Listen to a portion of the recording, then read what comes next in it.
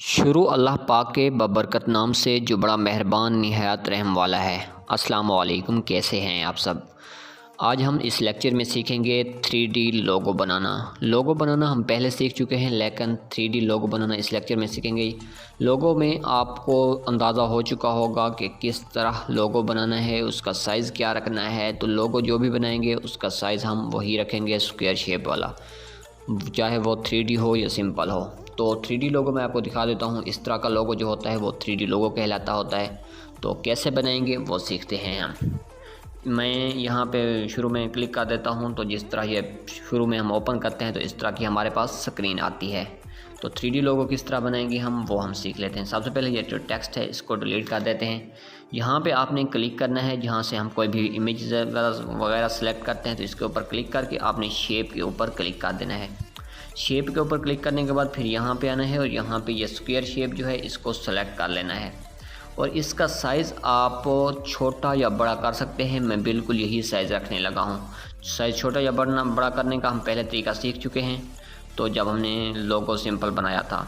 तो इसका आपने क्या करना है, इसकी स्ट्रोक की जो विड्थ है, ये वाली विड्थ जो है इसको आपने 100 तक कर देना है, बिल्कुल फुल कर देना है। और इसका स्ट्रोक का जो कलर आप है वो मैं यहाँ पे वाइट रखने लगा हूँ। आप कोई भी यहाँ पे रख सकते हैं जो आपको अच्छा लगे। तो यहाँ पे मैं वाइट रखता हूँ और इसको ओके कर देता हूँ। ऊपर आपने आना है, यहाँ पे इसी में ही यहाँ पे आपको नज़र आएगी कैपेसिटी। ये आपको कैपेसिटी का ऑप्शन नज़र आएगा, इसको आपने बिल्कुल 0 कर देना है। मतलब जो दरमियान वाली जगह हो या बिल्कुल खाली हो जाए, और ओके आपने कर देना है। तो ये हमारे पास बन चुका है। अब आपने जिस वर्ल्ड का 3D लोगो बनाना है वो वर्ल्ड आपने यहाँ पे लिख देना है। तो यहाँ पे हम लिख लेते हैं, जिस तरह मेरा नाम अख्तर है तो मैं यहाँ पे ए लिख देता हूँ। यहाँ पे आपने ए लिख देना है, या जो भी आप जिसका बनाना चाहें, ABCM कुछ भी लिखना चाहें आप लिख सकते हैं। तो मैं यहाँ पे ए लिख देता हूँ।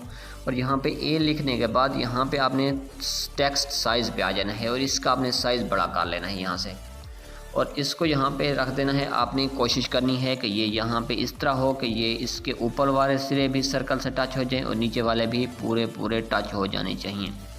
तो ये इस तरह। और यहाँ से अब हम चेक करेंगे कि ये जो ए है ये बिल्कुल फिट हो, दरमियान में हो। तो कैसे पता चलेगा, यहाँ पे हम क्लिक करेंगे तो ये देखें, यहाँ पे आपको देखेंगे कि दरमियान वाली लाइन है थोड़ी अभी इधर है, तो इसको हम थोड़ा इधर कर लेते हैं। तो ये बिल्कुल परफेक्ट हो जाना चाहिए हमारे पास। ये अब बिल्कुल परफेक्ट सीधा लाइन में आ चुका है। तो यहाँ से हम इसको ऐसे कर देते हैं। अब आपने क्या करना है, अब आपने यहाँ पे आ जाना है। यहाँ पे आपने क्लिक करना है और यहाँ पे क्लिक करने के बाद आपने ये जो टिक और क्रॉस लग रहे नज़र आ रहे हैं इसके ऊपर आपने क्लिक कर देना है। तो आपके सामने यहाँ पे टिक का ऑप्शन आ जाएगा। यहाँ पे आपने टिक करना है, यहाँ पे टिक करना है। फिर आपने ये जो है मार्ज का ऑप्शन है, ये इसके ऊपर दरमियान वाले में आपने क्लिक करना है। तो यहाँ पे आएगा are you sure you want to merge the selected objects.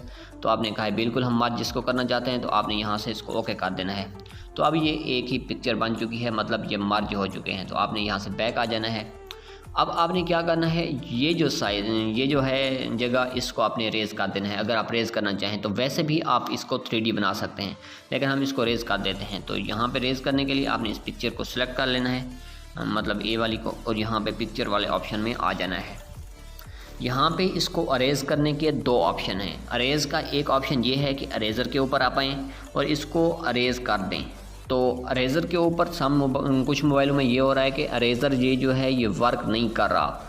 तो अगर आपके पास ये वर्क नहीं कर रहा तो आपने परेशान नहीं होना। पहले आपने कोशिश इसी अरेज़र के ऊपर ही करनी है बनाने की। अरेज़र के ज़रिए आपने अरेज़ इसको करना है।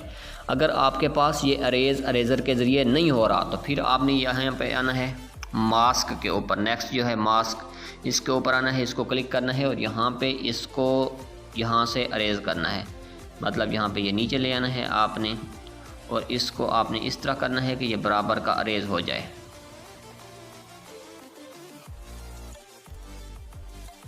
ये एक जुगाड़ू तरीका है, बाकी अरेज़र के ज़रिए ही बिल्कुल फिट अरेज़ होता है।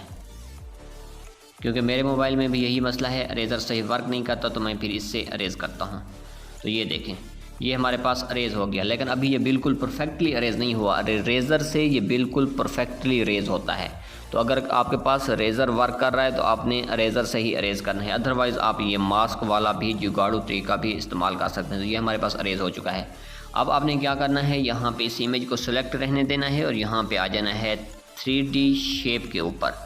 3D शेप के ऊपर आप क्लिक करेंगे तो ये हमारे पास इस तरह का आ जाएगा। आपने अनेबल्ड कर देना है तो ये हमारे पास 3D शेप बन जाएगा। यहाँ पे देखें ये 3D शेप हमारे पास नज़र आ रही होगी आपको। उसके बाद आपने 3D शेप वाले ऑप्शन में ही रहते हुए नीचे आ जाना है और यहाँ पे रोटेट एक्स रोटेशन जो है इसको आपने बढ़ाते जाना है। तो ये हमारे पास 3D शेप बनती जाएगी। इसको आपने 15 और 16 के दरमियान में रख देना है, 18 तक रख देना है इसको। तो ये अब हमारे पास 3D शेप बन चुकी है।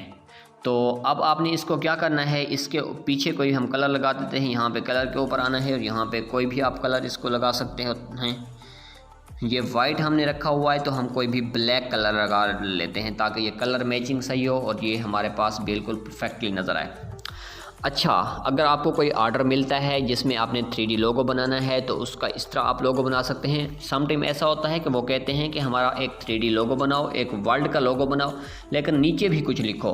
तो अगर आपने नीचे कुछ लिखना है यहाँ पे, तो आपने इस जो 3D लोगो आपने बनाया है इसको आपने सेलेक्ट करके थोड़ा ऊपर कर देना है, यहाँ पे रख देना है और जो नीचे लिखना है वो यहाँ पे लिख देना है ताकि ये आपके पास परफेक्टली ये भी नज़र आए लोगो में। और जो लोगो नीचे कुछ लिखना है अगर आपने, तो यहाँ से लेकर यहाँ तक ये ख़त्म हो जाना चाहिए। मतलब जो 3D लोगो की ये लाइनें हैं, इसको मैं आपको एडजस्ट करके यहाँ पे बता दूँ कि यहाँ पे ये यहीं से शुरू हो रहा है और इधर ये यहाँ पे ख़त्म हो रहा है। तो मतलब ये यहाँ से शुरू होकर यहाँ तक ये ख़त्म हो जाना चाहिए, दरमियान में जो भी आपने लिखना है। तो और साथ में होना चाहिए, मतलब जितनी जगह ऊपर से छोड़ी है आपने, नीचे भी उतनी ही जगह छोड़नी है। उसके बाद यहाँ पर ख़त्म हो जाना चाहिए, बिल्कुल दरमियान में होना चाहिए, तो फिर भी परफेक्ट लगेगा। तो उम्मीद है आपको 3D लोगो बनाना आ गया होगा। अब बात करते हैं कि आपकी असाइनमेंट क्या होगी। तो असाइनमेंट आपकी यही होगी, जिस स्टूडेंट का नाम जिस भी लेटर से शुरू होता है, जिस भी लेटर से शुरू होता है, जिस तरह मेरा नाम है अख्तर हुसैन तो मेरा अख्तर ए से शुरू हो रहा है तो मैंने ए का बनाया। आपका जिस भी लेटर से नाम शुरू होता है आपने वही लोगो बनाना है। और कलर आप कोई भी कर सकते हैं, यहाँ पे लोगो का भी कोई कलर रख सकते हैं और यहाँ पे बैकग्राउंड का भी कोई भी कलर रख सकते हैं जो आपका फेवरेट हो। तो देखते हैं कैसा बनता है आपका। उसके बाद आप इन्हें इसको एक्सपोर्ट किस तरह करना होता है। तो एक्सपोर्ट करने के लिए यहाँ पे हम क्लिक करते होते हैं और यहाँ पे सेव एज इमेज के ऊपर क्लिक करते होते हैं। अच्छा, समटाइम ऐसा होता है कि अगर आपको कोई ऑर्डर मिलता है, फाइवर से पे आप वर्क करते हैं या कहीं पे भी आपको सोशल मीडिया से कोई क्लाइंट मिलता है तो वो कहता है कि PNG फाइल में हमें मतलब ये सेंड करो। तो PNG में सेंड किस तरह करते होते हैं, यहाँ पे क्लिक करना है आपने, यहाँ पे, और PNG के यहाँ पे सेलेक्ट करके यहाँ पे सेव टू गैलरी कर देना है। ये PNG फॉर्म में आपके पास एक्सपोर्ट हो जाएगा। और अगर यहाँ पे वो क्वालिटी का कोई कहे कि हमें हाई क्वालिटी में चाहिए तो यहाँ पे डिफ़ॉल्ट के ऊपर आपने क्लिक करना है और यहाँ पे अल्ट्रा के ऊपर क्लिक करके सेव कर देना है। तो ये हाई क्वालिटी में आपकी मोबाइल की गैलरी में ये सेव हो जाएगी पिक्चर। तो उम्मीद है आपको 3D लोगो बनाना भी आ जाएगा।